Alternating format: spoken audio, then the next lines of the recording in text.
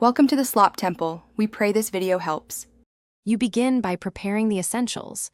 Update your iPhone or iPad and make sure a home hub is online.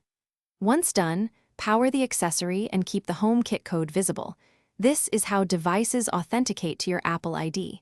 Make sure the hub and accessory are on the same 4 GHz Wi-Fi network if required.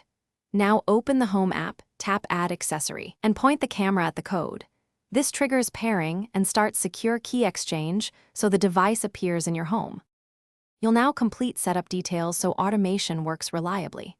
After scanning, assign the accessory to a room and give it a clear spoken name for Siri. This matters for voice control.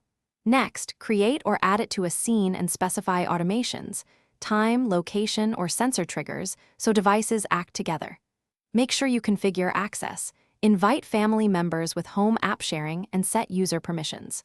Once configured, test voice commands and automation triggers to confirm behavior before moving on.